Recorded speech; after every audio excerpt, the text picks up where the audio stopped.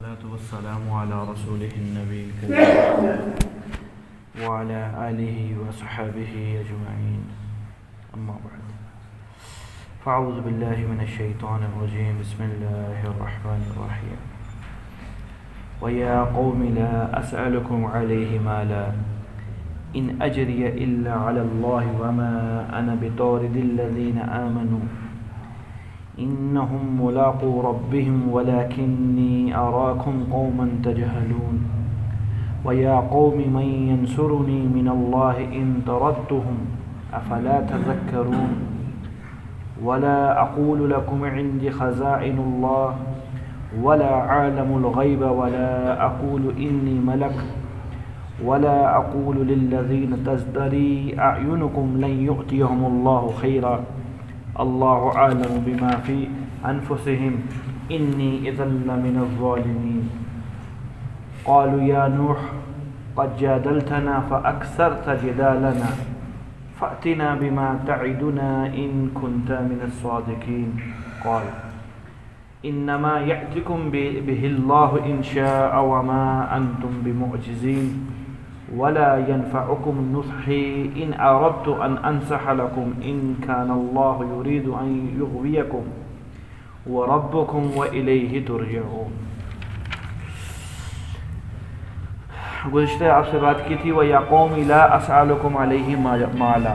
یہ ہر نبی کا الفاظ ہے کہ اے میری قوم، ہماری اس دعوت کے نتیجے میں کوئی غرض نہیں ہے کسی قسم کی بھی. لا اسألکم علیہ مالا، کسی قسم کا کوئی مالی مطالبہ نہیں ہے، کچھ بھی نہیں ہے. ہم اللہ کے بھیجے ہوئے نمائندے ہیں، اللہ کے سفیر ہیں، منتخب شدہ لوگ ہیں. ہمارے اندر اللہ تعالیٰ نے اس طرح کی حرص نہیں رکھی ہے، ہم یہ کام نہیں کرتے. تو ہمیں جو کچھ بھی اس کے بعد ملے گا ان اجریہ الا علی اللہ، وہ ہمارے اللہ پر ہے. وہ اللہ ہمیں اپنی شان کے مطابق عطا فرمائیں گے. ہمیں دنیا کے اندر اس علم و عمل کے بدلے میں کچھ لینا نہیں ہے، یہ یاد رکھیں. یہاں وقت کی کمی کی وجہ سے بات نہیں کی تھی، تھوڑی سی بات یہ ہے میرے محترم ساتھیو، دو باتوں کو غور سے سمجھیے گا، یہ ہماری روزمرہ زندگی کے اندر ہے. اللہ نے دعوت و عبادت کے لیے انسان کو پیدا فرمایا ہے. اس امت کی شان دعوت ہے، یہ بات طے ہے، اس سے کوئی انکار نہیں ہے. کیوں؟ نبی دیکھو کوئی آئے گا نہیں. جناب رسول اللہ صلی اللہ علیہ وسلم ہم سب کا ایمان ہے، وہ خاتم الانبیاء ہیں، خاتم النبیین ہیں، تمام نبیوں پر مہر لگانے والے ہیں. آپ کی رسالت کے لیے، آپ کی نبوت کے لیے اور آپ کی اس نبوت کے پیغام کے لیے اللہ تعالیٰ نے افراد کو پیدا فرمایا ہے ہر دور کے اندر. ان افراد نے اپنی جان پر کھیل کر دین کے مختلف شعبوں کے اندر اپنی عزتیں نیلام کر کر یہاں تک آج 1442 سال ہو چکے ہیں جناب رسول اللہ صلی اللہ علیہ وسلم کو ہم سے پردہ فرمائے ہوئے اللہ کا دین صحیح و سالم اور اسی شکل میں ہے جس شکل میں حضور صلی اللہ علیہ وسلم کے دور کے اندر تھا.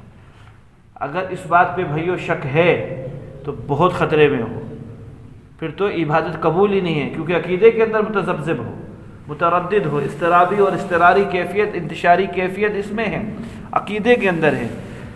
دل میں ذرہ برابر بھی اس چیز کے اندر شک و شبہ نہیں ہونا چاہیے کہ ہو سکتا ہے کوئی شکل بدل گئی ہو. حضور صلی اللہ علیہ وسلم کے دور میں کچھ اور ہو اور آج وہاں ہو سکتا ہے نماز کچھ اور پڑھتے ہوں، آج کچھ اور پڑھ رہے ہیں. روزے کی کیفیت کچھ اور ہو، آج اور ہے. دین کی کیفیت کچھ اور ہو، آج اور ہے. کبھی بھی ایسا نہیں ہے بھائیو. اللہ تعالیٰ نے قرآن کی حفاظت کا ذمہ لیا ہے، بولو نا. تو قرآن خالی اکیلا لفظ کا تھوڑی نام ہے بھیا. قرآن کے علوم کا بھی تو نام ہے، قرآن نبی کی زندگی کا بھی تو نام ہے، پھر نبی کی سیرت کا بھی تو نام ہے، پھر نبی کی ایک ایک پہلو کا بھی تو نام قرآن ہی تو ہے. دو قرآن ہے، اس کا بھی ذمہ اللہ تعالیٰ نے لیا. قیامت تک ایک حرف نہیں بدلنے دیں گے اللہ تعالیٰ، بالکل نہیں بدلنے دیں گے. ہاں وہ اللہ تعالیٰ کی ترتیب ہے کیسے حفاظت فرماتے ہیں. دنیا دارالاسباب ہے، سبب کے ساتھ اللہ حفاظت فرما رہے ہیں. وہ سبب کیا ہے؟ ہر دور کے اندر اللہ ایسے افراد پیدا فرما رہے ہیں جو میرے بھائیوں اللہ رب العزت کے دین کو کما حق لے کے چل رہے ہیں. کیسے؟ جیسے حضور صلی اللہ علیہ وسلم کے دور کے اندر تھا۔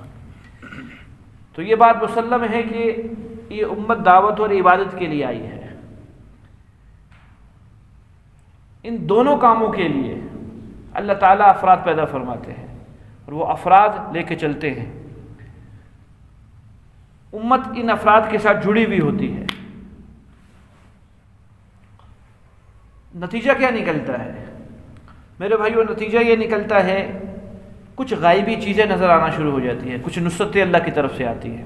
جب محنت حق پہ ہونا شروع ہو جاتی ہے، عمل اور ایمان، علم اور عمل دونوں یکجا ہو جاتے ہیں، تضاد نہیں رہتا، اب اللہ کی طرف سے غائبی نصرتیں اور برکتیں آتی ہیں۔ اس چیز کو سمجھیے گا، یہ غائبی نصرتیں اور برکتیں کیا ہیں؟ نبی نے ہمیں یہ سمجھایا ہے، اللہ نے یہ سمجھایا ہے۔ یہ جو اللہ فرما رہے نا، نبی یہ کہا کرتا تھا، اے میری قوم میں تم سے مال نہیں چاہتا ہوں، میں آپ کو بتلاؤں۔ میرے بھائیو، آپ حضرات نماز روزہ کرتے ہیں یا دیگر دین کا کام کرتے ہیں، اس پر اگر کوئی غائبی طور پر کوئی امداد ہوتی ہے، مثلاً آج ایک صاحب نے، مولوی صاحب تھے، مفتی صاحب تھے، انہوں نے کچھ حالات سنائے کہ جی بڑے بھائی کی شادی تھی، ابا حضور مولوی صاحب تھے، کوئی خاص پیسے تھے نہیں، لیکن پتہ نہیں اللہ نے کہاں سے غائب سے انتظام کر دیا، ولیمہ بھی 20,000 کا کر دیا، یہ بھی کر دیا، وہ بھی۔ شیخ ان کے لیے 20,000 بہت بڑی چیز ہے، آپ کے میرے لیے نہیں ہے، ان کے لیے 20,000 بہت بڑی چیز ہے۔ وہ خوش ہوں گے دل میں میں نے 20,000 روپے کا ولیمہ کیا ہے۔ اور ہم آپ کو ایسی شادی بھی بتلاتے ہیں، ہم موجود تھے۔ حضرت جی وہ جو مسحری سجائی جاتی ہے نا، اور دولہا دلہن کی پہلی رات کے لیے سنگاپور سے 5-5.5 لاکھ کے پھول منگوائے گئے تھے خالی اس مسحری کو سجانے کے لیے۔ وہ کتنی دیر تک پھول رہیں گے؟ وہ اچھلنے کودنے میں تو گئے، چھٹی ہو گئی معاملہ، کہاں رہ گئے پھول رہ گئے۔ خیر جی،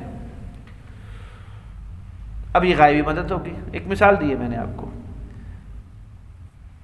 اللہ نے جو ہم سے وعدہ فرمایا ہے غائبی امداد کا، نماز روزے پر ہی غائبی امداد کا وعدہ ہے، ذکر و عبادت پر ہی غائبی امداد کا وعدہ ہے، اسی علم و عمل پر غائبی امداد کا وعدہ ہے، اسی دعوت و عبادت پر غائبی مدد کا وعدہ ہے، اسی ایمان پر غائبی مدد کا اور نصرت کا وعدہ ہے۔ وہ یہ نہیں ہے جو میں اور آپ سمجھتے ہیں، یہ تو اس کی جھلکیاں کام بن گیا یار، بیٹھے بٹھائے کام بن گیا۔ دیکھو میرے پاس پیسے نہیں تھے، غائب سے ایک دم پیسے آگے، ضرورت پوری کرتی اللہ تعالیٰ نے۔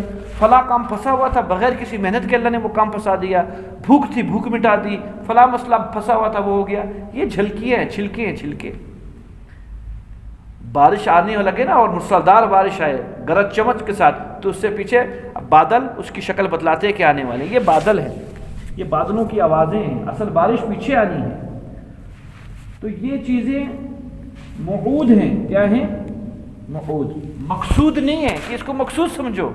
موعود کسے کہتے ہیں؟ جس کا وعدہ کیا گیا، اللہ نے وعدہ کیا ضرور دیں گے، تجھے پھنسائیں گے نہیں، تیری اعانت کریں گے فرشتوں کے ذریعے، دیگر مخلوق کے ذریعے، لیکن یہ مقصود نہیں ہے۔ ایک آدمی ساری زندگی پریشان رہا اور علم و عمل میں لگا رہا، دعوت و عبادت میں لگا رہا، اور ساری زندگی اس کے کام نہ بنے، مقصود اس کو مل گیا، موعود بے شک نہ ہوا، لیکن ہوگا موعود۔ اس کو کیوں نہ دیا؟ اس کو اللہ نے درجات دینے آخرت کے اندر بڑے بڑے، اس لیے دنیا کے اندر یہ چیز نہیں دی اس کو۔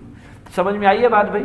جس چیز، اچھا جی، اس کو میں اور آسان کروں، برکت کا ایک نام سنا ہوا ہے ہم لوگوں نے۔ برکت مقصود نہیں ہے، موعود ہے۔ وعدہ کیا ہے میں برکت ضرور دوں گا تمہیں، لیکن مقصود نہیں ہے، نہ بھی ملے کوئی مسئلہ نہیں ہے، پریشانی کی چیز نہیں ہے یہ چیز۔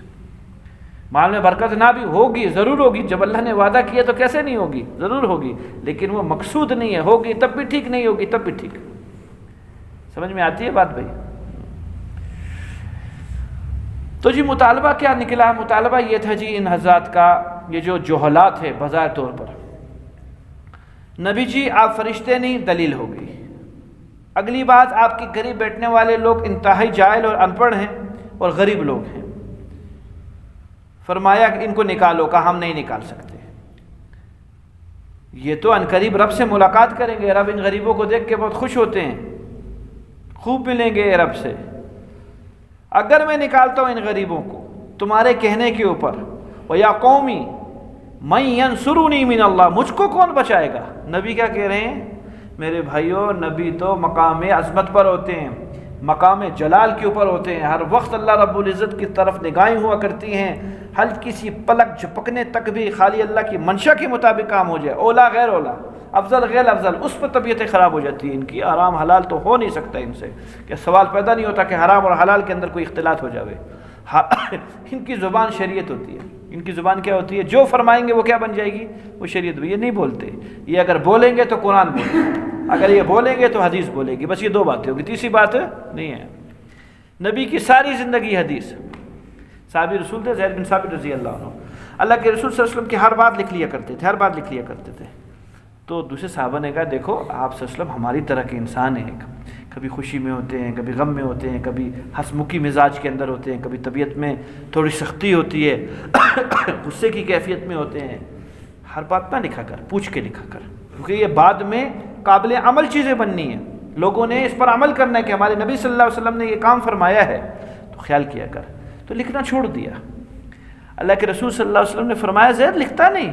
کہا یا رسول اللہ یوں ساتھیوں نے منع کر دیا کہ آپ کی کیفیت مختلف ہوتی ہیں جس بنیاد کے اوپر۔ کہا نہ لکھے گا اس شخص کے منہ سے جو بات نکلے گی وہ حق نکلے گی، حق کے علاوہ کچھ بھی نہ نکلے گی، تو لکھا کر، آنکھیں بند کر کے لکھا کر، جو جی میں آئے لکھا کر، ہر کیفیت کو لکھا کر، سب کیفیتیں وہی ہیں، غصے کی کیفیت وہی ہے، خوشی کی کیفیت وہی ہے، بیماری کی کیفیت وہی ہے، تندرستی کی کیفیت وہی ہے، لکھ خود لکھ۔ تو ان نبیوں کی زبان شریعت ہوتی ہے۔ فرمایا اگر میں نکالتا ہوں ان غریب لوگوں کو اپنے پاس سے تاکہ تم امیر لوگ میرے پاس آ جاؤ، تو مجھے اللہ سے بچائے گا کون؟ میری کون مدد کرے گا؟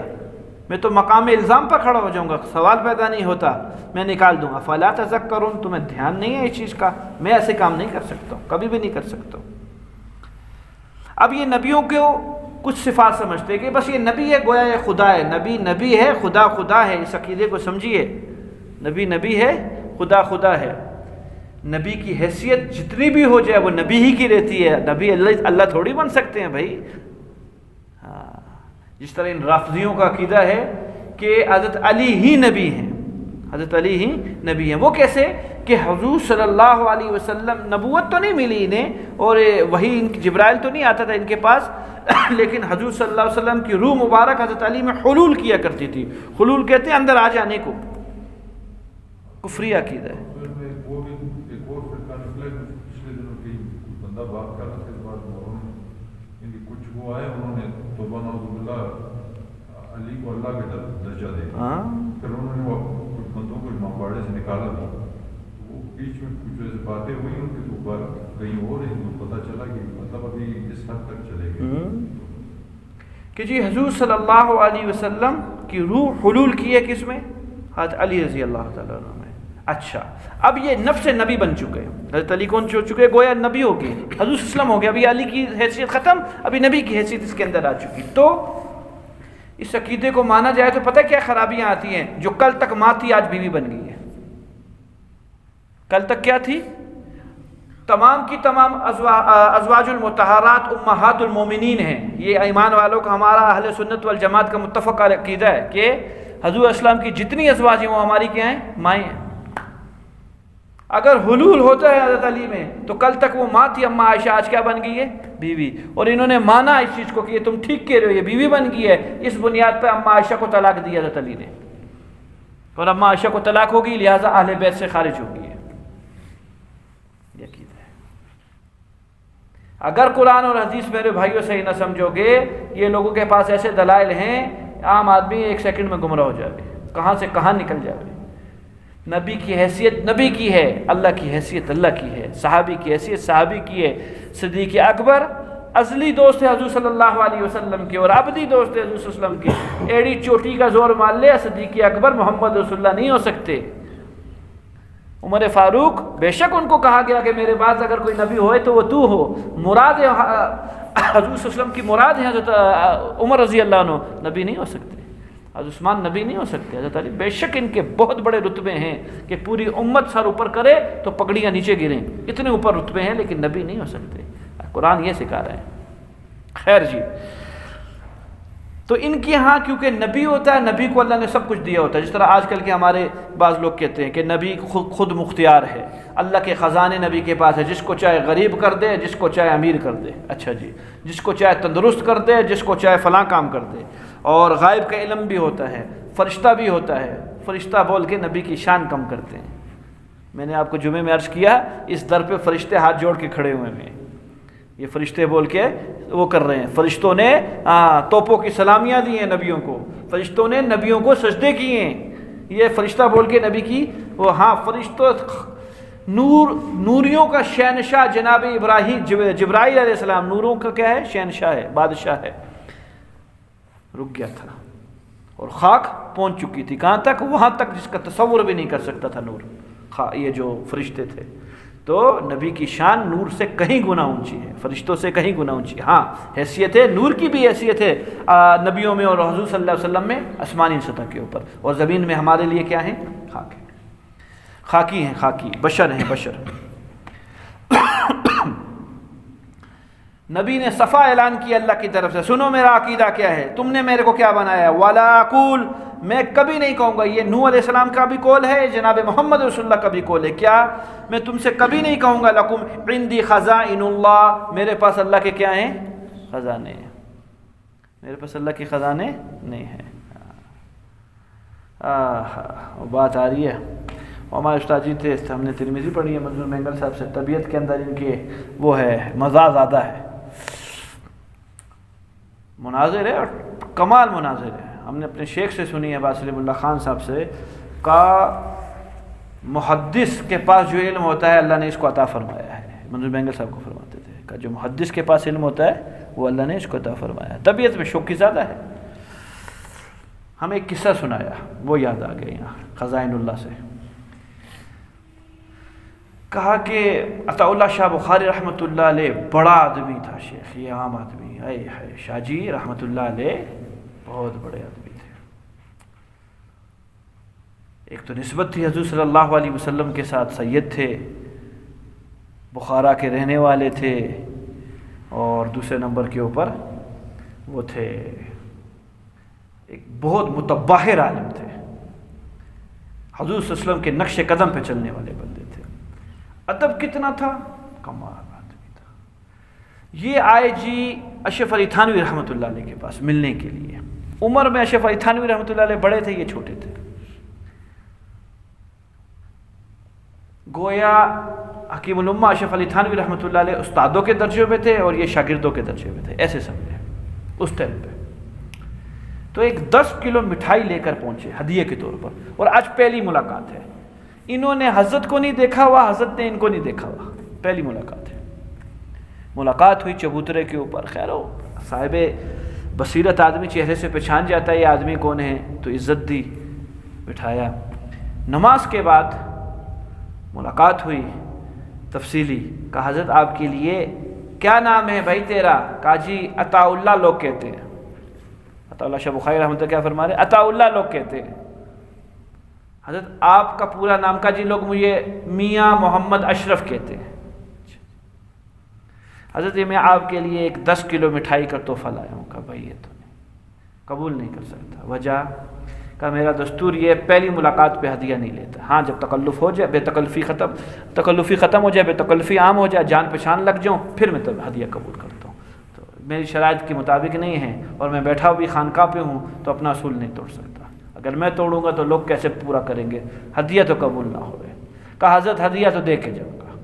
کہا میں ہدیہ کبھی قبول نہ کروں۔ کہا میں دے کے جاؤں گا۔ دن گزر گیا، دوسرا دن گزر گیا، تیسرا دن آیا، کہ کیوں دینا چاہتا ہے مجھے ہدیہ؟ کہا میرے ابا نے وصیت کی ہے جب کسی اللہ والے کے پاس جاؤ ہدیہ لے کے جاؤ، میں اس لیے لے کر آیا ہوں۔ کہ سن پھر میرے باپ نے بھی وصیت کی ہے کہ کسی سے پہلی محفل میں ہدیہ نہ لینا، تو اپنے باپ کی رعایت کر، میں اپنے باپ کی رعایت کرتا ہوں۔ کہ ایک صورت ہو سکتی ہے کہ میں تیرا ہدیہ قبول کر لوں۔ کہ وہ کیا؟ کہ عطا اللہ شاہ بخاری پہچان گئے، اشرف علی تھانوی رحمۃ اللہ۔ کہا عطا اللہ شاہ بخاری، شاہ جی تو یہ کہ میں نواس رسول حکم دیتا ہوں اشرف علی کو کہ وہ یہ 10 کلو مٹھائی قبول کرے، دیکھ اشرف علی سر پہ رکھے گا اس مٹھائی کو، تو بول۔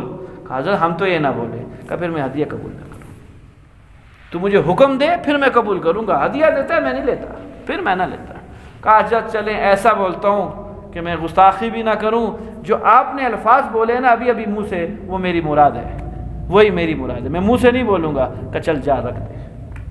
کیا رکھ دے؟ رکھ دے۔ ان کے دور میں ایک رافضی، غالی رافضی تھا شاہ جی کے دور میں، حضرت کٹر تھے دو جماعتوں کے خلاف، رافضیت کے اور قادیانیت کے، کا بخشش کے لیے میرے پاس یہ ہے ساری زندگی میں اور میرے پاس کچھ نہیں ہے، یہ تو فرمایا کرتے تھے اعلیٰ لیلہ۔ آج بھی جائیں شیخ ملتان کے اندر ان کا مقبرہ ہے، ہم پڑھتے تھے ملتان کے اندر، تو پہلی دفعہ جب گئے تو حقیقتاً رونڈ کے کھڑے ہو گئے تھے جسم کے، کہ کوئی بندہ لیٹا ہوا ہے یہاں، کوئی عام آدمی نہیں ہے یہ۔ خیر جی، اس کا نام تھا کلب علی، وہ جو مزاح کی بات تھی وہ یہ ہے، علی کا کتا، کلب علی، کلب کہتے ہیں چھوٹے قاف سے، کاشف والے قاف سے کتے کو، اور بڑے قاف سے، کینچی والے قاف سے دل کو کہتے ہیں، علی کا کتا، علی کا کتا، بڑا مناظر تھا شیعوں کا۔ عطا اللہ شاہ بخاری رحمۃ اللہ علیہ کا، اس نے بھی نام سنا تھا، دیکھا نہیں تھا کہ کوئی وہاں بھی ایک بندہ ہے۔ وہ دونوں قدری اتفاقی حضرت فرماتے ہیں کسی بس کوچ میں ٹکر گئے، دونوں نے ایک دوسرے کو نہیں دیکھا ہوا، اور ایک ہی کوچ پہ بیٹھ گئے، ایک ہی سیٹ پہ، آگے پیچھے۔ کہا شاہ جی رحمۃ اللہ علیہ نے بات شروع کی کہ بھیا کیا نام، کہاں سے آ رہے میاں جی؟ کہا کہ جی کلب علی۔ کہا یہ کیسا نام ہوا کلب علی، علی کا کتا؟ کہا بس یہ بخشش کے لیے رکھا ہوا ہے کہ کل قیامت کے دن اللہ بخش دے گا۔ استاد جی نے کہا خاک تجھ کو بخش دے گا، اللہ میاں کے اپنے کتے رول رہے ہیں، خوار ہو رہے ہیں، علی کے کتے کو اللہ کدھر بخشے گا؟ اس کے اپنے کتے بھوک کی وجہ سے مر رہے ہیں، تجھ کو بخشے گا؟ پھر اس نے نام پوچھا کہ تیرا کیا نام ہے؟ کہا خنزیر اللہ۔ شاہ جی نے کیا کہا؟ خنزیر اللہ، اللہ کا خنزیر۔ کہا یہ کیا نام ہوا؟ کہا خنزیر زیادہ بڑا ہوتا ہے کتے سے، جب اللہ کتے کو بخشنے لگے گا نا، پہلے خنزیر کو بخشے گا، بعد میں کتے کو بخشے گا۔ نہیں سمجھ میں آئی؟ یہ سمجھتے ہیں وَلَا أَقُولُ لَكُمْ عِنْدِي خَزَائِنُ اللَّهِ، کہ جی ان نبیوں کے پاس اللہ کے خزانے، نبی فقیر ہوتا ہے، نبی کے پاس کوئی خزانے نہیں ہوتے۔ دو نبی، حضرت داؤد علیہ السلام ابا جی، بیٹے حضور حضرت سلیمان علیہ السلام، ان کے پاس بادشاہت، اس کے علاوہ کسی کے پاس نہیں۔ سارے فقر کے اندر، فاقے کے اندر اللہ کے رسول صلی اللہ علیہ وسلم کا مبارک گھر، اور جی دو چاند۔ اما عائشہ رضی اللہ عنہ فرماتی ہے کہ ایسی حالت ہے کہ گھر میں چولہا جلنے کا نہیں ہے، فقر و فاقہ ہے۔ ان کے پاس خزانے کہاں کو آئے؟ ان کے پاس اپنے نہیں ہیں، لوگوں کو کہاں سے دیں گے؟ نہیں ہے بھیا ہمارے پاس کوئی خزانے مزانے۔ آگے چلیے، نہ ہم خزانے لینے آئے ہیں دنیا، ہاں آفریں ہوئی ہیں، یہ نہیں کہ نہیں ہوئی ہیں۔ نبی جی حکم کریں، اجازت ہو، بات مانے تو یہ بطحا کی وادی آپ کے لیے سونے کی بنا دے، اگر دل چاہے آپ کا۔ کہا نہیں اللہ جی مجھ کو کیا کرنا، میں نے یہاں تھوڑی رہنا ہے۔ ہاں اجوہ یومن و اشبہ یوم، اللہ ایک دن پیٹ بھر کے کھانا کھاؤں اور ایک دن بھوکا رہوں، بس یہ چاہیے ہمیں یہ نہیں چاہیے۔ ہم کیا کریں بطحا کی وادی کو سونے کے بنا کے؟ اللہ اماں فرماتی ہیں عائشہ رضی اللہ عنہ، میرے شوہر جناب رسول اللہ صلی اللہ علیہ وسلم ساری رات بیٹھے ادھر سے ادھر کروٹیں بدل، حضرت جی کو نیند نہیں آ رہی۔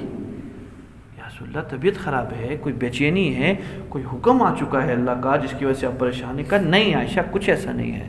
یا رسول اللہ پریشان کیوں ہیں؟ حضرت صلی اللہ علیہ وسلم نے تکیہ اوپر اٹھایا، کہا یہ ہے پریشانی۔ کہا وہ کیا؟ وہ کا 4 درم تھے، وہ کہیں سے آئے تھے کچھ درائم، وہ سارے تقسیم کر لیے، 4 بج کے کوئی لینے والا نہیں آیا تو میں اٹھا کے گھر لے آیا ہوں۔ یہ ہے پریشانی کی چیز کہ اس حال میں موت آئی میری تو میں اللہ کو جواب کیا دوں؟ 4 درم، 1000 روپیہ بھی نہیں بنتا شیخ، 4 درم۔ ہمیں نہیں چاہیے مال۔ وَلَا عَالَمُ الْغَيْبِ، نہ میں یہ کہتا ہوں کہ مجھ کو غائب کا علم ہے۔ ہر نبی کی پکار ہے، کسی نبی کو غائب کا علم نہیں تھا، ہر نبی کی پکار ہے، کسی کو غائب کا علم نہیں تھا۔ وَلَا أَقُولُ إِنِّي مَلَكٌ، نہ میں یہ کہتا ہوں کہ میں فرشتہ ہوں۔ تیسرا رد کر دیا، نہ میں فرشتہ، نہ مجھے غائب کا علم، اور نہ ہی میرے پاس کوئی اللہ تعالیٰ کی خزانے۔ ہاں جتنا دیا ہے وہ عطا کرتا ہوں تمہیں، جو نہیں دیا تو وہ میں اپنی طرف سے کچھ نہیں دے سکتا ہوں، اور نہ ہی میں یہ کام کو اور کہتا ہوں۔ اچھا جی انہوں نے پھر اگلی بات کی، تیسری بات۔ پہلی بات کیا تھی؟ یہ جو آپ فرشتے کیوں نہیں ہوئے؟ دوسری بات یہ غریب لوگوں نے آپ کی وہ کی ہوئی، آپ پر ایمان لائے ہوئے ہیں۔ تیسری بات یہ غریب بھی ایسے ہیں جو بے عقل ہیں۔ اب چوتھی بات انہوں نے کہا یہ منافق ہیں، یہ جو غریب آپ کے قریب بیٹھے ہوئے ہیں ان کی طبیعت میں نفاق ہے، یہ سچی نیت سے ایمان نہیں لائے، یہ غریب لوگ ہیں، روٹی مل رہی ہے ادھر آ گئی بس، اور کوئی نہیں ہے ان کی مقصد۔ نبی نے کہا وَلَا أَقُولُ، میں یہ نہیں کہوں گا، لِلَّذِينَ تَزْدَرِي أَعْيُنُكُمْ، تمہاری آنکھیں جن کو حقیر کہہ رہی ہیں، میں ان کو کبھی بھی منافق نہیں کہوں گا۔ غائب تو اللہ جانتا ہے، میں تھوڑی جانتا ہوں، میرے پاس وہ ایمان لایا بس میں اس کی ظاہر کو مانوں گا، میں تو نہیں اندر کی بات جانتا۔ میں یہ کبھی نہیں کہوں گا لن یؤتیہم اللہ خیرا کہ اللہ ان لوگوں کو کبھی بھی خیر نہیں دے گا، میں منافق کو خیر نہیں دے گا نا، میں تو یہ نہیں کہتا، یہ تو اچھے دل والے لوگ ہیں، بظاہر لگ رہا ہے اللہ عالم بما فی انفسہم، اللہ جانتے ہیں ان کے دلوں کے اندر کیا ہے، میں نہیں جانتا ہوں، میں ظاہر کا مکلف ہوں۔ وہ یہ سنی یہ بات جو اس دن سنائی کہ تو نے ایک مسلمان کو قتل کیا، یا رسول اللہ ڈر کی وجہ سے کلمہ پڑھا، اور شاید شکل یہ بنی بھی ہو کہ ڈر کی وجہ سے پڑھا ہو، کہ تو دل حلا شککت قلبہ، کہ تو نے اس کے دل کو چاک کر کے دیکھ لیا تھا کہ اس نے ڈر کی وجہ سے کلمہ پڑھا ہے اور اللہ کے لیے نہیں پڑھا، کہ نہیں یا رسول اللہ اس کے تو ہم مکلف نہیں ہیں، تو کہا کہ وہ تو نے ایک مسلمان کو قتل کر دیا ہے۔ تو جو ظاہر میں آئے گا، ظاہری ہم دنیا کے احکام ظاہر پہ لگتے ہیں، باطن اللہ جانتا ہے۔ اگر میں یہ کام کر دوں، میں کہہ دوں میں خزائنے میرے پاس ہیں، میں کہہ دوں میں عالم الغیب ہوں، میں کہہ دوں میں فرشتہ ہوں، یا میں یہ کہہ دوں جو میرے پاس بیٹھنے والے لوگ ہیں یہ صحیح نیت سے ایمان نہیں لائے، انی اذا لمن الظالمین، تو میں نادان لوگوں میں سے ہوں گا، میں عقل والا پھر کام نہیں کروں گا۔ بات ختم۔ لوگوں نے کیا کہا نوح اسلام کو؟ بڑا ہو گیا جی لڑائی جھگڑا، 950 سال ہو چکے ہیں، آپ ہمیں سمجھا رہے ہو اور ہم آپ سے لڑ رہے ہیں، 950 سال اس بحث کو ہو چکے ہیں، اس کا اختتام کرو بھائی، تھک چکے ہیں، کیا کرنا ہے؟ خود بولا قالو، ان لوگوں نے کہا، سرداروں نے، یا نوح، اے نوح، قد جادلتنا، تو ہم سے لڑ گیا، تو نے بحث کی ہم سے، فاکثرت جدالنا، اور یہ بحث بہت بڑھ گئی ہے ہماری، فاتنا بما تعدنا، لے آ بس وہ وعدہ، اور جس کا تو ہمیں ڈرا رہا ہے نا، جس عذاب سے، وہ آتا کیوں نہیں ہے؟ لاؤ بس ختم کرو معاملہ، اگر تو سچا ہے، ان کنت من الصادقین، اگر تو اپنے قول میں سچا ہے تو بسم اللہ، بس ہو گئی، ہم نہیں لانے والے ایمان۔ نبی نے جب یہ بات سنی تو آگے فرمایا، قال انما یاتیکم بہ اللہ، کیسے ہوتی ہے یہ مخلوق؟ اللہ کے نبی کسی آن کسی گھڑی کوئی نسبت اپنی طرف نہیں کرتے، پھر فرما دیا یہ میرا کام نہیں ہے، عذاب تو اللہ ہی لائیں گے، میں نہیں لاؤں گا۔ حالانکہ یہ ایسی ٹائم ہے، مباحثے کا ٹائم ہے، اس جملے سے میں کمزور پڑ جاؤں گا، وہ غالب ہو جاوے گا، لیکن پھر بھی کیا فرمایا؟ عذاب تو اللہ ہی لائیں گے جو تم مانگ رہے ہو، انشاء اگر وہ چاہے گا، وما انتم بمعجزین، اور یاد رکھنا اگر وہ آ گیا تو تم اس کو تھکا نہیں سکو گے، وہ عاجز نہیں ہوگا، تمہیں تھکا دے گا۔ اب حال کیا ہے جب نوبت یہاں تک آ چکی ہے، ولا ينفعكم نصحي ان اردت ان انصحكم لكم، میری نصیحتیں اب تمہیں کوئی فائدہ نہیں دے رہی، اگر میں تمہیں تمہارے ساتھ نصیحت کرنے کا ارادہ بھی کروں تب بھی فائدہ نہ دے گی۔ ان کان اللہ یرید ان یغویکم، اور اگر اللہ یہ چاہیں کہ تمہیں گمراہ کرنا تو نوح 950 سال مل کر بھی 100 آدمی نہیں بنا سکے گا، یہ بات طے ہے، میرے ہاتھ میں کچھ بھی نہیں ہے، میں ہدایت بھی نہیں دے سکتا ہوں۔ وَإِلَيْهِ تُرْجَعُونَ، تم نے اسی اللہ کی طرف جانا ہے۔